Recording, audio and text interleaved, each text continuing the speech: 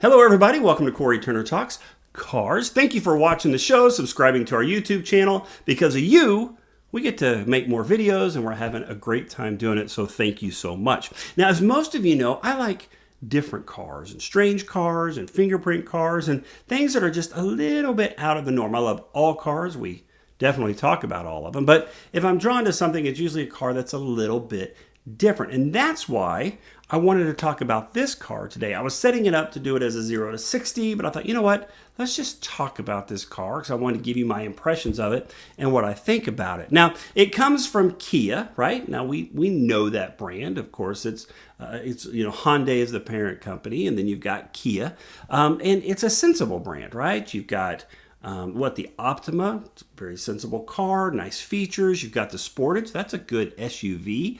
You got the Soul, that's kind of the fun and hip car. And then you've got the new Telluride, that's the 8-passenger, very well equipped, very reasonably priced car. And then for the enthusiasts out there, we got the Stinger GT. That's the sports sedan, right? And it's got a lot of power and great looks and great handling as well. And you kind of think it stops there, but it actually doesn't. Did you know that Kia has a luxury car?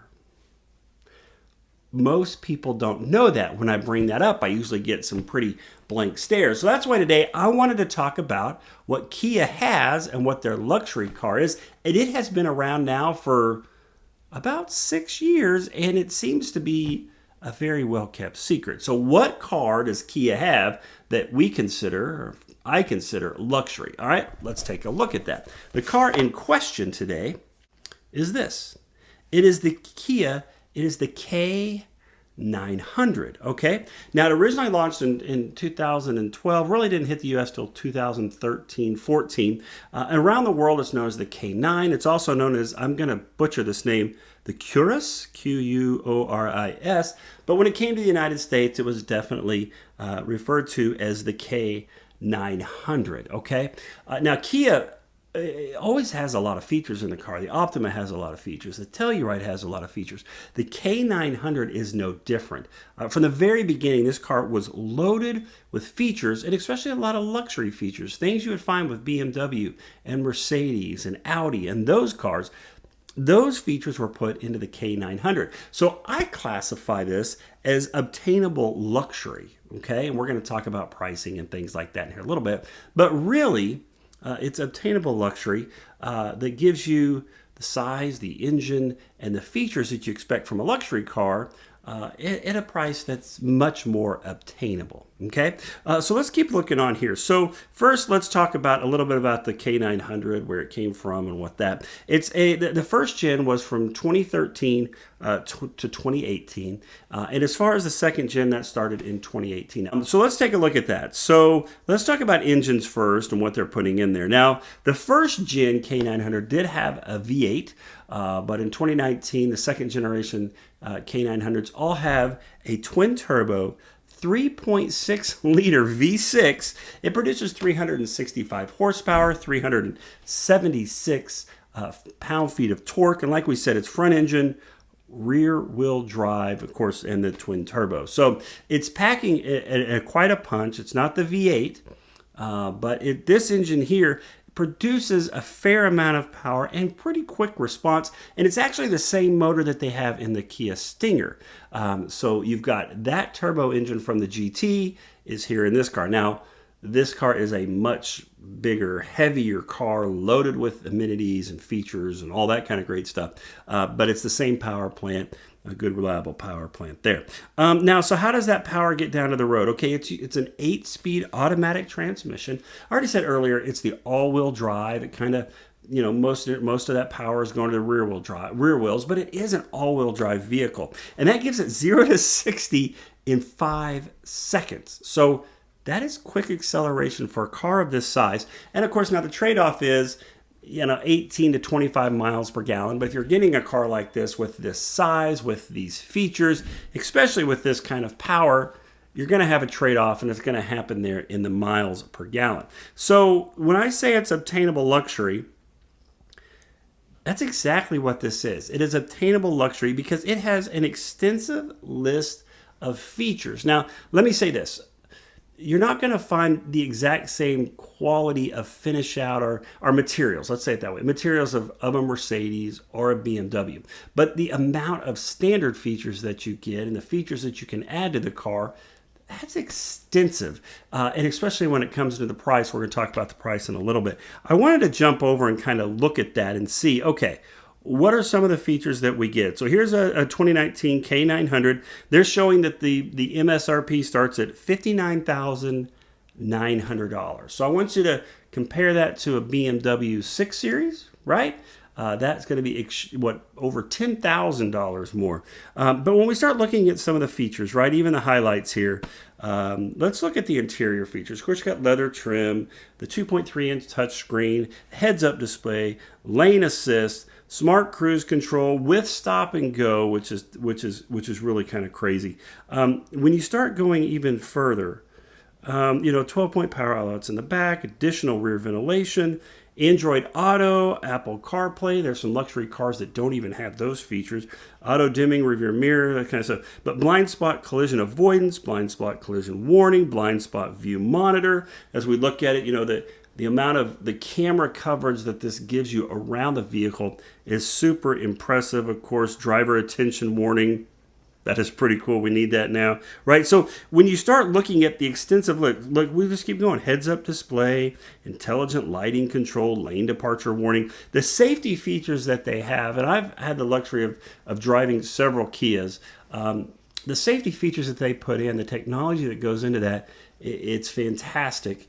And it's at the price points that they get it, you're surprised you've got it. Parking distance warning, front and rear. So just a lot of features there, right? So there's a ton of features in the car that you would normally pay much more for, right? You're getting this twin turbo V6, 65 horsepower, and then you're also getting a ton of amenities and features that most cars either don't have or puts that car out of a price point that you're just not able to get. Now, ride and performance of the car, let's go down here just a little bit. It's got the good engine. It's got the same engine as the Stinger, but it is not the Stinger. This is a luxury car. I'm not saying that it's a boat or that it floats, but it's much more geared towards a comfortable ride. It does have good acceleration. It's not as strong, I would say, as some of its competitors, but at its price point, we have to forgive that. It's still got good, strong acceleration and good handling and a good feel.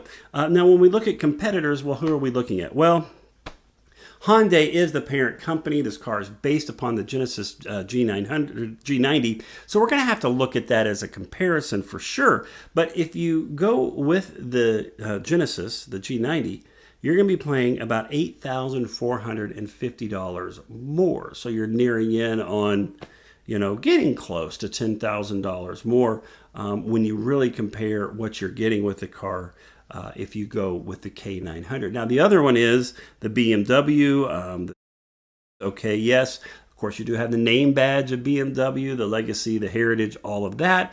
But comparable, if you're looking at those two, you're looking at about $10,500. Now, maybe quality of interior materials, things like that. But at $10,500, that's a lot more investment in the car than you would have to do in the K900 to get a lot in some areas, Android Autoplay and Apple Car, some features that you may not be able to get or would have to pay much more for these competitors. So, but that's kind of where it falls in. It also falls in with the Audi. I wouldn't put it in with the Mercedes, but the G90 and the Audi as well. I think you could put those in there.